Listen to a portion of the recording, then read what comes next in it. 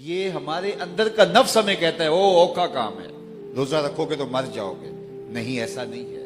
وہ کہتا ہے نماز کیسے پڑھنے جاؤ گے؟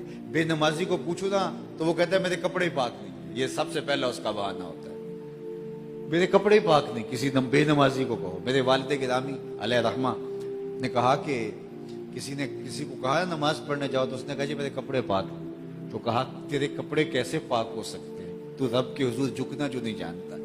تو اس کے حضور آنا سیکھ لے، وہ تیرا لباس بھی پاک کر دے گا، تیرا دل بھی پاک کر دے گا. تو آنا تو سیکھ. ایک نے کہا جناب میں نماز پڑھنا چاہتا ہوں، کیا کروں؟ صبح جاگ نہیں آتی. تو فرمانے لگے کہ تم کہتے ہو جاگ نہیں آتی، ارادہ ہو تو نیند نہیں آتی. اور پھر فرمانے لگے کہ صبح منڈی جانا ہو تو جاگ آ جاتی، صبح کچہریوں میں تاریخ ہو تو جاگ آ جاتی ہے، نماز کے لیے جاگ نہیں آتی. کچہریوں میں پیشی ہو تو جاگ آ جاتی ہے، رب کے حضور پیشی ہو تو جاگ نہیں آتی. یہ کیسی بات ہے؟ تو یہ ہمارے نفس کی چالیں ہیں. تو اگر ہم چاہیں کہ ہم اپنا تزکیہ کریں تو پھر ہم کامیاب اور بامراد ہوں گے. میں آپ سے کہوں گا یہ موسم رمضان المبارک کا انتہائی اہم موسم ہے. ایک فرض پڑھنے سے 70 فرضوں کا ثواب ملتا ہے، اور ایک نفل ادا کرنے سے 70 نوافل کا ایک فرض کا ثواب ملتا ہے. اللہ نے رحمت کے در کشادہ کر دی، شیطان کو باندھ دیا ہے. شیطان بندہ ہے تو رخ ہوا نا مسجدوں کی طرف، لیکن کم تولا جا رہا ہے، کم ناپا جا رہا ہے، گرانی ہے، مہنگائی ہے، نفس کے موجود ہونے کی وجہ سے. دو دشمن ہیں ہمارے، ایک شیطان، دوسرا نفس. ایک دشمن ہمارا بند گیا ہے لیکن دوسرا دشمن ہمیں ورغلا رہا ہے. لیکن اگر ہم مقابلہ کرنا چاہیں تو مقابلہ سوکھا ہو گیا، آسان ہو گیا. پہلے تنہا جان کا 2 دشمنوں سے مقابلہ تھا، اب اکیلی جان کا اکیلے دشمن سے مقابلہ ہے. اگر ہم چاہیں تو اس مہینے کو بھرپور انداز سے گزار کر کے اپنے باطن کی ستھرائی کا سامان کر سکتے ہیں.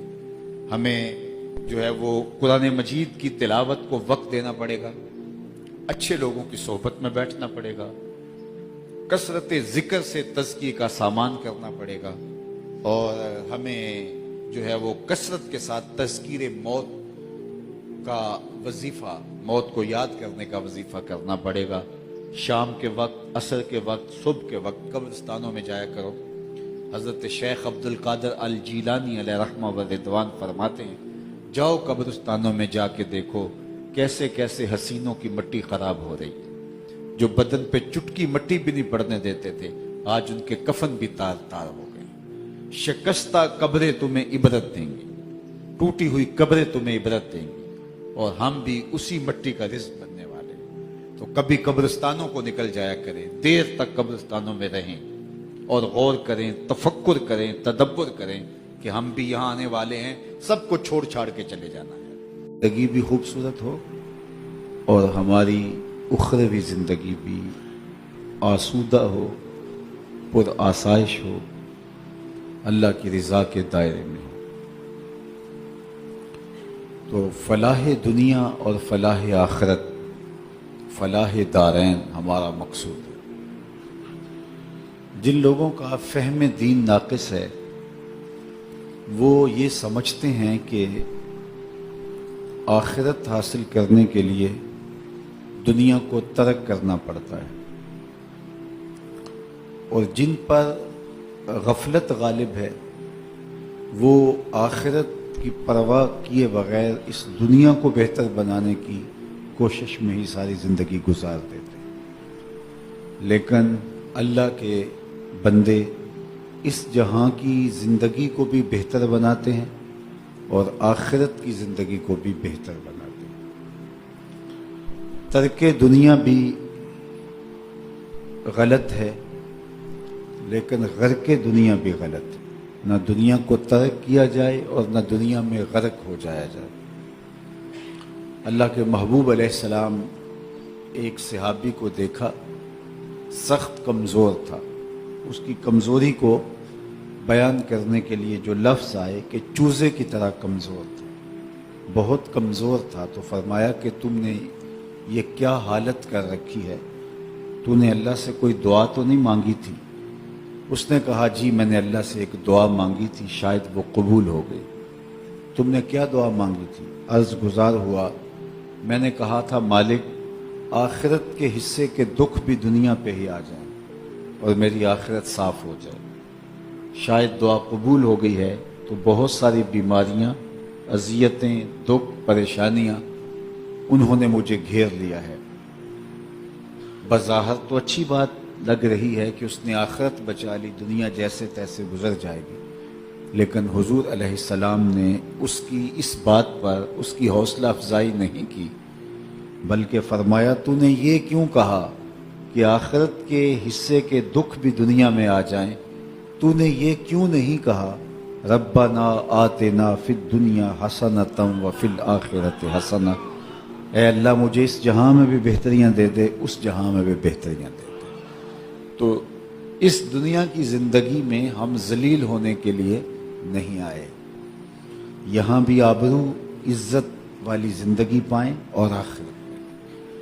اچھا، دنیا کے اوپر خوشگوار زندگی کے تصور کے ساتھ ہمارے ذہن میں جو چیز پختہ ہو چکی ہے وہ یہ ہے کہ مال و دولت کی کثرت ہو، اچھی رہائش ہو تو شاید یہ دنیا آسودہ ہوتی ہے، اگرچہ دنیا کی آسودگی کے من جملہ اسباب میں سے یہ چیزیں بھی شامل ہیں، لیکن دنیا کی زندگی خوشگوار کیسے ہوگی اگر ہم سچ بولنے لگ جائیں گے، کسی سے دھوکہ نہیں کریں گے، اپنے دل کو حسد سے، بغض سے، کینے سے پاک رکھیں گے، لوگوں کے لیے خیر خواہی کا جذبہ دل میں رکھیں گے، ہمسایوں کے لیے، رشتہ داروں کے لیے ہمارا وجود ضرر کا سبب نہیں ہوگا، لوگوں کے لیے ہمارا وجود سامان راحت ہوگا، اللہ کی مخلوق کے لیے آسانیاں پیدا کریں گے، تو ہم اس زندگی کا لطف پائیں گے۔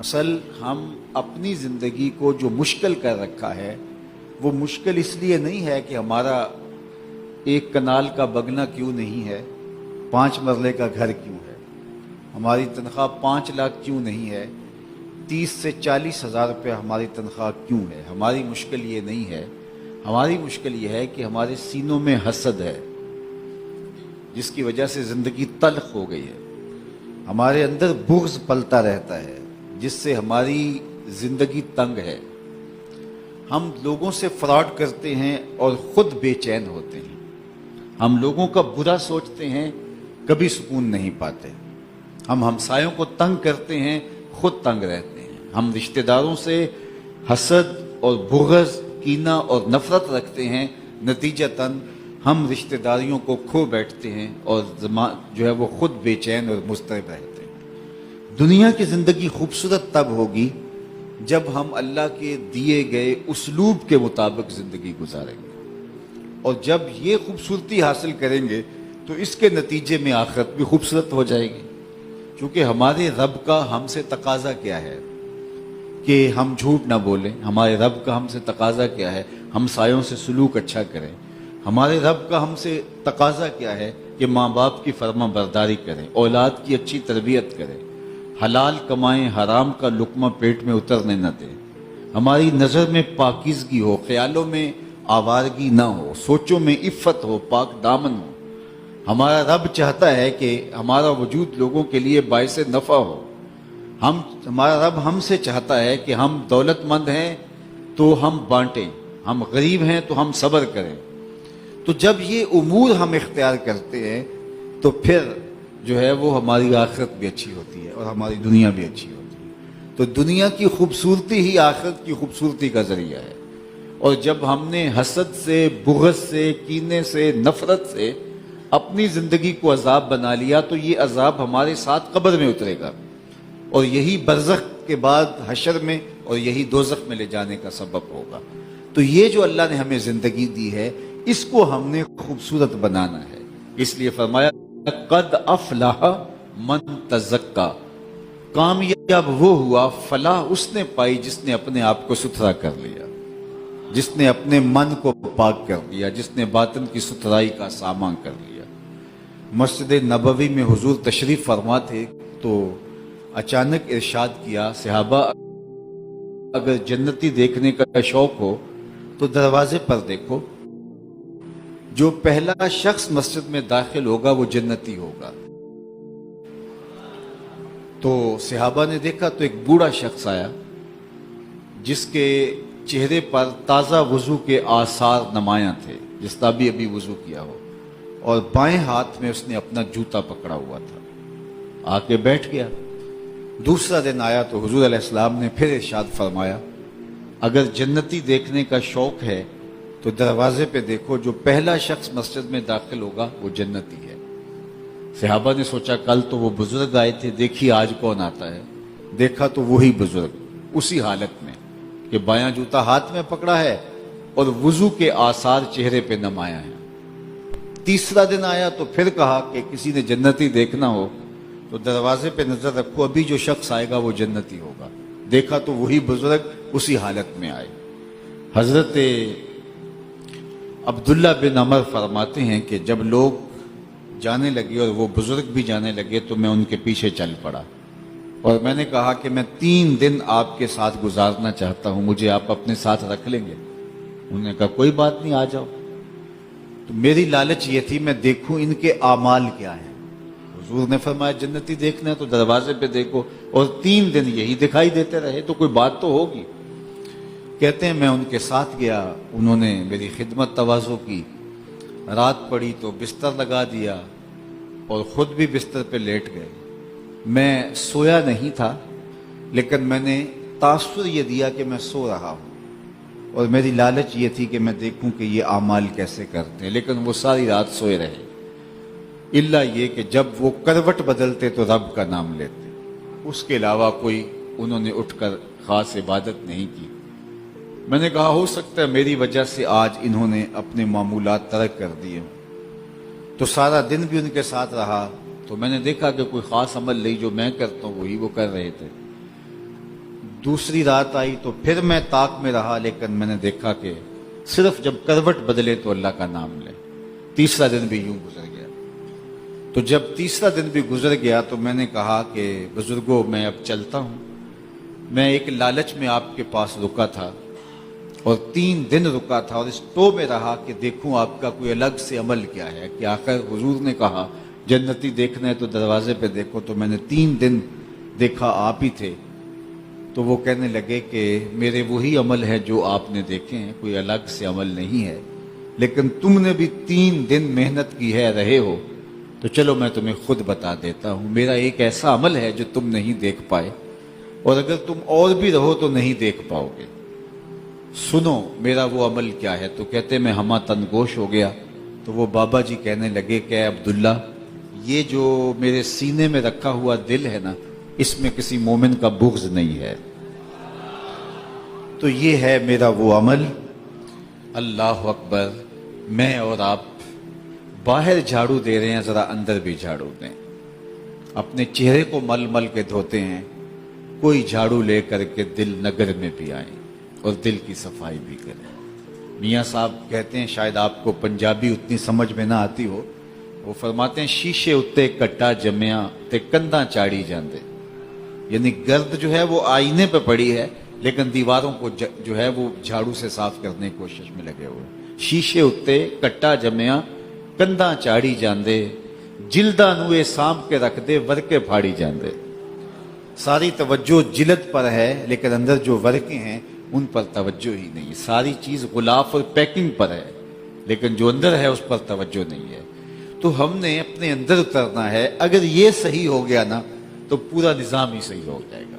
हुजूर अलैहिस्सलाम ने इरशाद फरमाया, अला अन्ना फिल जसद मुदगा इज़ा सलाहत सलाहल जसद कुल्लुहु व इज़ा फसदत फसदल जसद कुल्लुहु अला वहियल क़ल्ब। सुन लो, इंसान के जिस्म में गोश्त का एक टुकड़ा है, अगर वो सही हो जाए तो पूरा जिस्म सही हो जाता है, और अगर वो खराब हो जाए तो पूरा जिस्म खराब हो जाता है। फिर फरमाया, सुन लो, गोश्त के उस टुकड़े का नाम दिल है। इस दिल की इस्लाह पूरे बदन की इस्लाह है, इस दिल की खराबी पूरे बदन की खराबी। और रूमी बोले, दिल बदस्त आवर के हज्जे अकबरस्त अज हजारा काबा यक दिल बेहतरस्त काबा बुन गाहे खलील अतहरस्त दिल गुजर गाहे जलील अकबरस्त।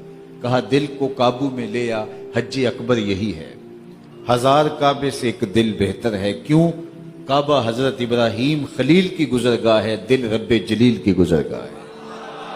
اس لیے اس دل کی اصلاح موقوف ہے. یہ اگر ٹھیک ہو گیا قد افلح من تزکا، کامیاب وہی ہوا جس نے اپنے من کو ستھرا کر لیا، جس نے من کی پاکیزگی کا سامان کر لیا.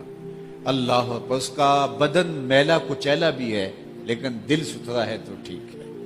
بدن بھی دھو لے تو اچھی بات ہے، لیکن اگر بدن کو مل مل کے دھویا ہے لیکن دل کو نہیں دھو سکا تو اس سے بہتر تھا کہ دل کو دھو لیتا. سلطان باہو علیہ رحمہ نے کہا تھا کہ دل کالے نالوں منہ کالا چنگا، جے کو یہ رمز پچھانے ہو.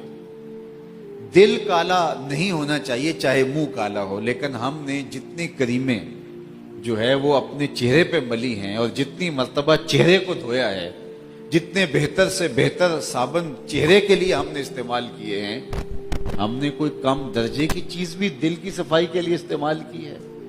اب دل کس چیز سے دھلتا ہے، کس چیز سے صاف ہوتا ہے؟ تو اللہ کے محبوب نے ہمیں وہ بھی طریقہ بتایا. لِكُلِّ شَيْءٍ سِقَالَةٌ وَسِقَالَةُ الْقُلُوبِ ذِكْرُ اللَّهِ. ہر شے کا زنگ کسی نہ کسی شے سے اترتا ہے، دلوں کا زنگ اللہ کے ذکر سے اترتا ہے. مختلف احادیث میں مختلف چیزوں کا ذکر ہے. کثرت موت کو کثرت سے یاد کرنے سے دل دھلتے ہیں. قرآن مجید کی کثرت سے تلاوت کرنے سے دل صاف ہوتے ہیں. کثرت ذکر الہی سے دل دھلتا ہے. اور چوتھی چیز دل کو صاف کرنے والی صالحین کی صحبت ہے. اچھے لوگوں کی صحبت میں جا کے بیٹھ جاؤ گے، کوئی بات بھی نہیں ہوگی، دل نور پکڑے گا، دل کو صفائی ملے گی، دل کو پاکیزگی ملے گی، دل کو عفت نصیب ہوگی. اس لیے اپنے آپ کو ہمیشہ اچھے لوگوں کے ساتھ جوڑ کر رکھنے کی کوشش کرنی چاہیے. اچھے لوگوں کی صحبت صفائی ستھرائی باطن کی پاکیزگی کا ذریعہ ہے. قرآن مجید کی تلاوت اندر کی صفائی ستھرائی کا ذریعہ ہے. کثرت کے ساتھ موت کی تذکیر اندر کی صفائی کا ذریعہ ہے. کثرت ذکر الہی اندر کی صفائی کا ذریعہ ہے. تو اس لیے ہمیں تزکیہ باطن کے لیے کوشش کرنی چاہیے کہ ہمارا دل صاف ہو، اور دل حسد سے، حقد سے، بغض سے، کینے سے، نفرتوں سے پاک. یہ بیماریاں ہیں دل کی. جس طرح دل کی ظاہری بیماریاں ہیں، اس طرح اس دل کی باطنی بیماریاں ہیں. ان سے اگر دل پاک ہو جائے گا تو ہم ہلکے پھلکے ہو جائیں گے. خام خواہ ہم پریشانیوں میں مبتلا ہوتے ہیں اور وہ دل کے میل کچیل کی وجہ سے ہوتے ہیں. تو فرمایا کامیاب وہ ہوا جس نے اپنے آپ کو ستھرا کیا. وَذَكَرَ اسْمَ رَبِّهِ فَصَلَّى، اور رب کا نام جپا اور نماز پڑھی. اللہ اکبر. یار دل صاف ہو تو پھر ذکر کی لذت بھی الگ ہوتی ہے. دل پاک ہو پھر سجدوں کی لذت بھی الگ ہوتی ہے. ورنہ بندہ ٹکرے مار کے چلا جاتا ہے، سجدے کی لذت ہی نصیب نہیں ہو سکتی. انسان جو ہے وہ کتنے اعمال کرتا ہے لیکن وہ خود سمجھتا ہے کہ میں بس اوپر نیچے ہو رہا ہوں لیکن مجھے ہو کچھ نہیں رہا. حالانکہ مختلف کھانے جو ہیں ان کی لذت ہوتی ہے.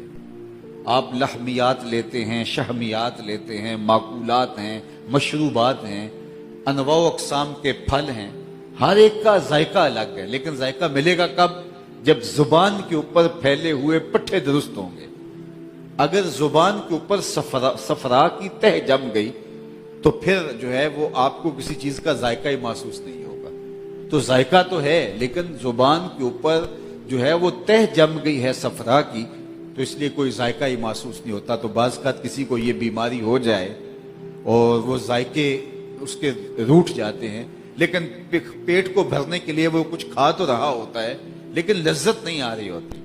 اسی طرح اللہ کا حکم ہے، سجدے تو کر رہا ہے لیکن سجدوں کی لطافت نصیب نہیں ہو رہی. رکوع اور قیام تو جو ہے وہ حاصل کر رہا ہوتا ہے لیکن اس کو اس کی لطافت نصیب نہیں. روزہ تو رکھ رہا ہے لیکن روزہ تو من میں روشنیاں اتار دیتا ہے، لیکن روزہ رکھنے کے باوجود بھی ایک مہینے کے مسلسل روزوں کے بعد جیسا تھا ویسے کا ویسا ہی رہا.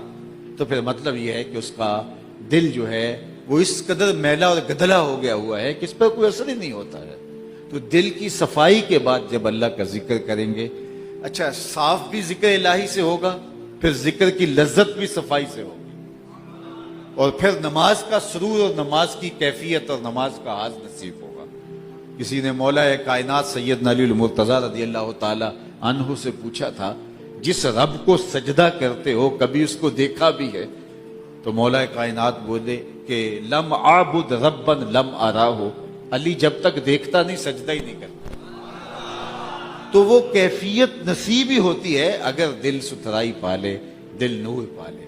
حضور کے صحابی حضور کے پاس حاضر ہوئے ہیں، حضرت حنظلہ تھے غالباً، تو آقا کریم علیہ الصلوۃ والسلام نے فرمایا کہ بتاؤ دن کس حال میں گزارا؟ تو انہوں نے کہا کہ میں نے دن جو ہے وہ ایمان کی حالت میں گزارا۔ تو آقا کریم نے فرمایا کہ ہر دعوے کی کوئی دلیل ہوا کرتی ہے، تو اس بات کی تمہارے پاس کیا دلیل ہے؟ تو انہوں نے کہا رہے تو عرش ربی بارزن، میں نے اللہ کے عرش کو یوں دیکھا ہے جس طرح دن چڑھا ہوا ہو۔ تو جب ایمان کا نور جگمگا اٹھے گا سینوں کے اندر تو پھر حجاب اٹھنا شروع ہو جائیں گے، پھر پردے اٹھ جائیں گے۔ اور یہ دل آئینہ جہاں نما ہے، اور اگر یہ دل جو ہے وہ دل ہی نہیں ہے، پتھر کا ایک ٹکڑا ہے یا گوشت کا ایک لتھڑا ہے، تو یہ تو پھر قلب صنوبری جانوروں کے سینوں کے اندر بھی رکھا گیا ہے۔ تو یہ دل جو ہے یہ بہت بڑی کائنات ہے، اس کو عرش اللہ کہا گیا ہے، یہ اللہ تعالیٰ کا عرش ہے یہ دل، اور یہ دل کائنات صغیر بتایا گیا ہے۔ 14 طبق دلے دے اندر تمبو وانگو تانے ہوں، دل دریا سمندروں ڈوبے کون دلاں دیاں جان، یہ بہت بڑی کائنات ہے۔ اور اقبال نے کہا تھا خودی کا نشیمن تیرے دل میں ہے، فلک جس طرح آنکھ کے دل میں ہے۔ تو یہ اتنی بڑی کائنات، لیکن دل کی آنکھیں نابینا رہ گئیں، دل اندھا ہے، اور جو اندھا رہا قرآن کا فیصلہ ہے من کانا فی ہذہ اعمی فہو فی الآخرۃ اعمی واضل سبیلا، جو دنیا میں اندھا رہا کل قیامت کے دن بھی نابینا اٹھایا جائے گا۔ اس سے ان آنکھوں کی بے نوری بالکل مراد نہیں ہے، اس سے دل کی بے نوری مراد ہے۔ تو اگر کوئی دنیا میں اندھا رہا، مقصد زیست ہی نہ پایا، تو پھر اس نے حاصل کیا کیا؟ اس لیے اقبال نے کہا تھا دل بینا بھی کر طلب خدا سے، کہ آنکھ کا نور دل کا نور نہیں، آنکھ کا نور اور ہے، دل کے اجالے اور ہیں۔ تو اس لیے فرمایا کہ جس نے تزکیہ کیا، پھر اللہ کا ذکر کیا اور نماز پڑھی، اللہ اکبر، وہ کامیاب ہو گیا۔ کیونکہ وہ سجدہ کرتا ہے تو سجدے کا اپنا سرور ہے، اور اس کی کیفیت الگ ہے، اس کا لطف الگ ہے۔ گھر میں سجدہ کرے تو اس کا الگ ٹیسٹ ہے، مسجد میں سجدہ کرے تو اس کا سرور الگ ہے، اور اگر پیشانی کو سجدے کے لیے حرم کا صحن مل جائے تو اس کا سرور اور ہے، اور اگر پیشانی کو سجدے کے لیے ریاض الجنہ نصیب ہو جائے تو اس کی لذت، اس کی لطافت اور ہے۔ تو ہر لمحے کی اکیلے سے نماز پڑھیں اس سجدے کی کیفیت اور ہے، جماعت سے پڑھیں اس سجدے کی کیفیت اور ہے، اور اگر مصلی پر کوئی اللہ کا بندہ کھڑا ہو تو پھر سجدے کی کیفیت اور ہے۔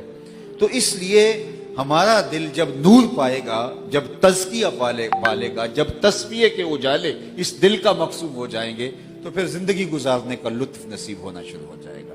ورنہ یہ ہے کہ ان نمازیوں کا بھی ذکر اللہ نے قرآن میں کیا ہے، فَوَيْلٌ لِّلْمُصَلِّينَ الَّذِينَ هُمْ عَنْ صَلَاتِهِمْ سَاهُونَ، خرابی ہے ان نمازیوں کے لیے جو سجدے پہ سجدہ تو کرتے ہیں لیکن اپنی نمازوں سے ہی آگاہ نہیں ہیں، نمازوں سے ہی واقف نہیں ہیں، اور نمازوں کو بھولے ہوئے ہیں، فراموش کیے ہوئے ہیں نمازوں کو، لیکن نماز پڑھے جا رہے ہیں، لیکن نماز نہیں پڑھ رہے، نماز پڑھنے کے باوجود بھی وہ نماز نہیں پڑھ رہے۔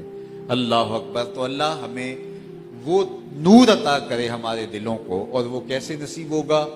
کثرت ذکر الہی کے ساتھ، سچی توبہ کے ساتھ، صالحین کی صحبت میں بیٹھنے کے ساتھ، قرآن مجید کی تلاوت کے ساتھ، اور پوری حضوری کے ساتھ اللہ کے حضور التجا کرنے کے ساتھ کہ مالک میرا دل کہیں ساری زندگی یوں اندھا ہی نہ رہے، میرے دل کو بینائی، میرے دل کو روشنی اور اجالے نصیب فرما۔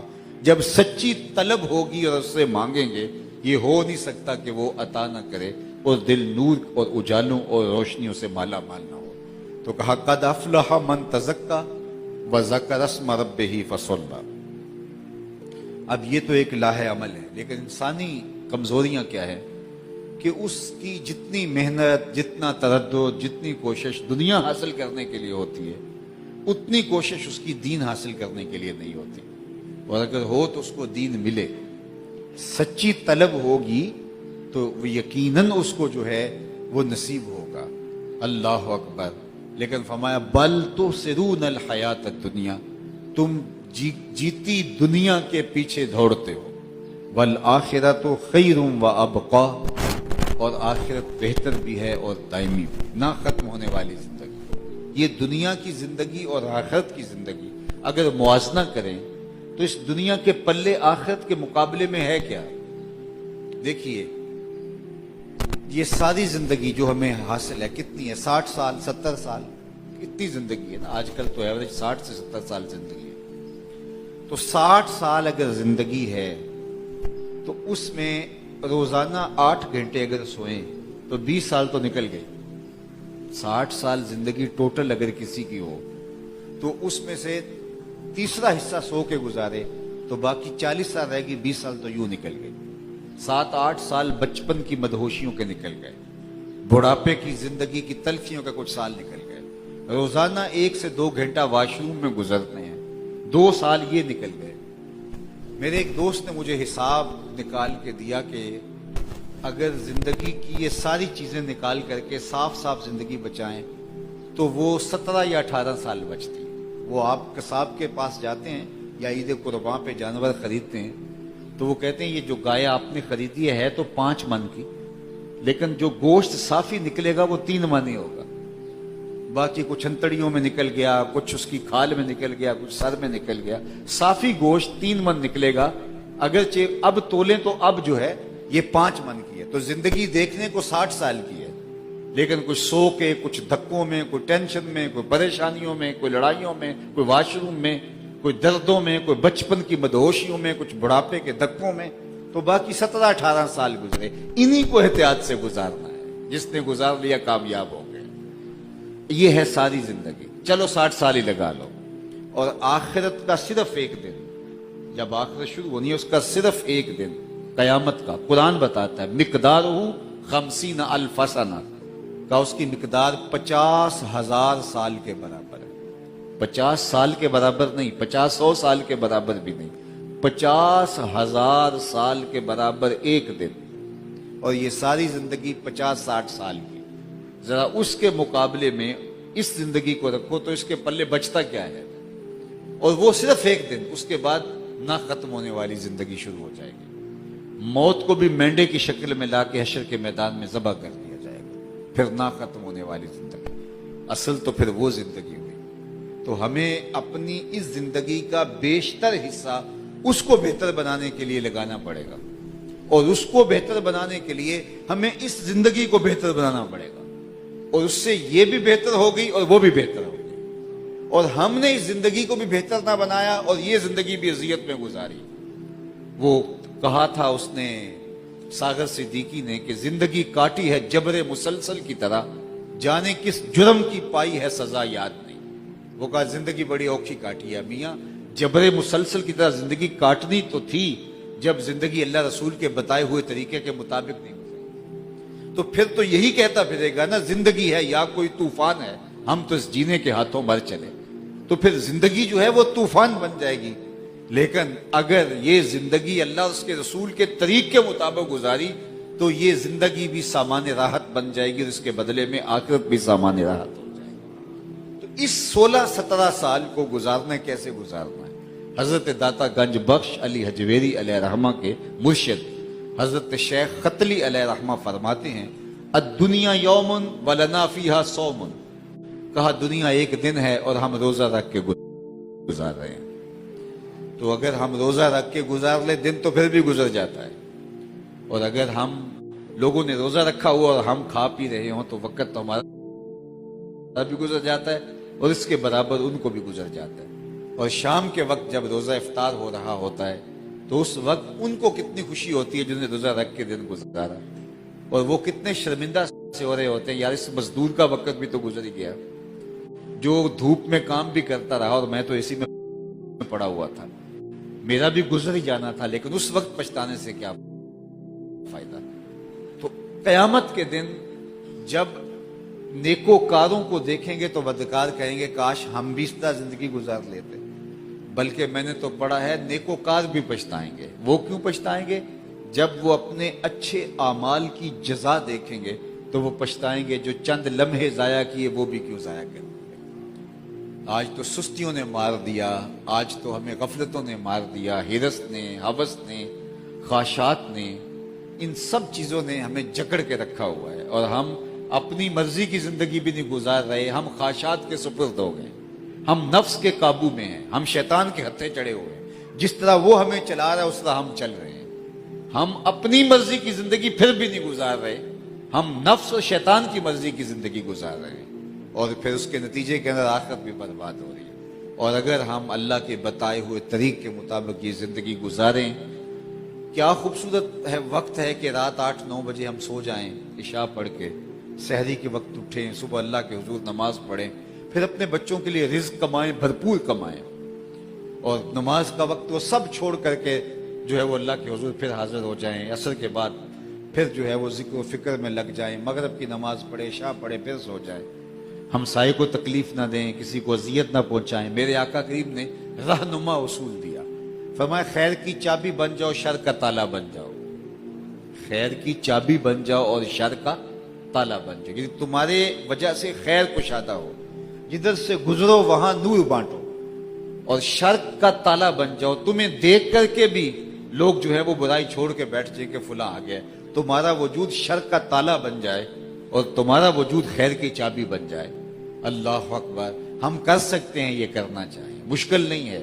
اللہ نے ہمارے اوپر احکام وہی نافذ کیے ہیں جو ہم کر سکتے ہیں۔ دیکھیے بیماری میں ہم کھڑے ہو کے نماز نہیں پڑھ سکتے، ہمارے رب نے کہا بیٹھ کے پڑھ لو، پانی نہیں ہے ہمارے رب نے کہا تیمم کر لو، اللہ اکبر، بیٹھ کے بھی نہیں پڑھ سکتے کہا اشارے سے پڑھ لو، آسانی دی ہے، سفر میں مشقت ہے کہا آدھی پڑھ لو، روزہ ہے کہا اور ایام میں قضا کر لو، حج ہے استطاعت ہے تو ٹھیک، نہیں ہے تو کوئی بات نہیں ہے، مالی استطاعت ہے چلے جاؤ، مالی استطاعت ہے، صحت کی استطاعت نہیں ہے پھر بھی نہ جاؤ، کوئی بات نہیں، کوئی پکڑ نہیں ہوگی، صحت بھی ہے، مالی استطاعت بھی ہے، حالات اچھے نہیں ہیں کہا پھر بھی تمہیں معافی دیتے ہیں، کوئی حرج نہیں ہے، حالات بھی اچھے ہیں، مال بھی ہے، صحت بھی ہے، لیکن عورت کا محرم ساتھ نہیں ہے کہا تمہیں چھٹی دیتے ہیں، کوئی تمہیں مواخذہ نہیں ہوگا، تم گھر بیٹھی رہو، تمہارا یہی جو ہے وہ تمہاری نیکی ہے۔ تو شریعت کب مشکل ہے؟ ہم نے تو فیشن کے طور پہ کہہ دیا جی آج کل دین پہ چلنا بڑا مشکل ہے۔ میں اگر چل کے آیا ہوں تو مجھے عزت سے یہاں لایا گیا ہے، میں 3 گھنٹے بھی بولوں تو آپ غور سے سن رہے ہیں۔ آپ اگر گھر سے چلتے ہیں تو یہ مخملی مسلح بچے ہوئے ہیں، موسم کے مطابق پنکھے چل رہے ہیں، گرمی ہوگی سردی ہوگی تو ہیٹر ہوں گے، تو کیا مشکل ہے یہاں آ کے سجدہ کرنا؟ اور ہم کتنے فیشن سے کہتے ہیں جی آج کل دین پہ چلنا بڑا مشکل ہو گیا۔ میں نے کہا تیرے لیے مشکل ہے یا بلال حبشی کے لیے مشکل تھا؟ تیرے لیے مشکل ہے یا کربلا کے اندر دین پر چلنا حسین ابن علی کے لیے مشکل تھا؟ جن کے لیے مشکل تھا انہوں نے تو ہنس ہنس کے کہا کوئی مشکل نہیں، اور جن کے لیے مشکل نہیں ہے وہ کتنے نخرے سے کہتے ہیں آج کل اوکھا ہو گیا دین پہ چلنا۔ کیا اوکھا ہو گیا؟ روزہ رکھو گے تو شام کو شربت ملے گا، انواع اقسام کے پھل ملیں گے، ان کو پوچھو نا جنہوں نے کھجور کو چوس کے روزہ رکھا، اسی کھجور کو چوس کے افطار کیا، اگلے دن پھر روزہ رکھا اور دن کو جہاد بھی کیا، انہوں نے تو نہیں کہا دین پہ چلنا مشکل ہے، ہم کہتے ہیں جی مشکل ہو گیا، جی مشکل ہو گیا۔ تو یہ ہمارے نخرے ہیں اور یہ ہمارا اپنا ایک انداز ہے۔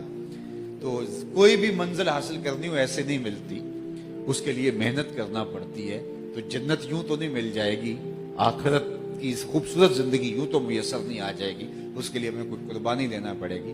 اور ہم تو جس دور میں جی رہے ہیں، ہمارے آقا نے تو ہمارے لیے فرمایا، آقا کریم نے ارشاد فرمایا کہ صحابہ تم اس دور میں جی رہے ہو کہ تم 10واں حصہ بھی دین کا چھوڑو گے، 10واں حصہ بھی تم سے رہ جائے گا تو تم سے مواخذہ ہوگا، اور وہ ایک زمانہ آئے گا وہ 10ویں پہ عمل بھی کر لیں گے تو نجات کے لیے کافی ہوگا۔ ہمارے لیے تو اتنی چھٹی دی گئی ہے۔ اور پھر صحابہ کو ایک دن یوں بھی فرمایا طوبی لمن رآنی وآمن بی، اس شخص کو مبارک ہو جس نے مجھے دیکھا اور میرے اوپر ایمان لایا۔ اور پھر فرمایا وطوبی 7 مرات من لم یرانی وآمن بی، اور انہیں 7 مبارکیں ہوں جنہوں نے مجھے دیکھا بھی نہیں ہوگا میرے اوپر ایمان لانے والے۔ ہمیں تو مبارکیں دی گئی ہیں۔ تو دین پہ چلنا صاحب اوقا نہیں ہے، مشکل نہیں ہے۔ تو کثرت کے ساتھ موت کی تذکیر، تلاوت، ذکر اور اچھے لوگوں کی صحبت۔ برے لوگوں کی صحبت سے انسان کے دل میں ہرس، ہوس، لالچ، خواہشات، یہ ساری چیزیں پیدا ہوتی ہیں۔ اچھے لوگوں کی صحبت میں بیٹھنے سے دل نرم پڑتا ہے اور دل کہتا ہے کہ نہیں مجھے یہ طریقہ اختیار کرنا چاہیے۔ تو یہ میری اور آپ کی ضرورت ہے کہ اچھے لوگوں کو تلاش کریں۔ اللہ اکبر۔ تو اللہ تعالیٰ جل شانہ مجھے اور آپ کو اپنی کرم نوازیوں کی اجالوں میں رکھے۔ میں اگر 7:15 بجے ایئرپورٹ پہ نہ پہنچنا ہوتا تو میں ضرور مزید گفتگو کرتا، میرا مضمون مکمل نہیں ہوا، لیکن جتنی باتیں آپ تک پہنچ گئیں اگر ہم ان پر ہی عمل کر لیں تو ہمارے لیے کافی ہوں گی۔ وآخر دعوانا ان الحمدللہ رب العالمین۔ الحمدللہ۔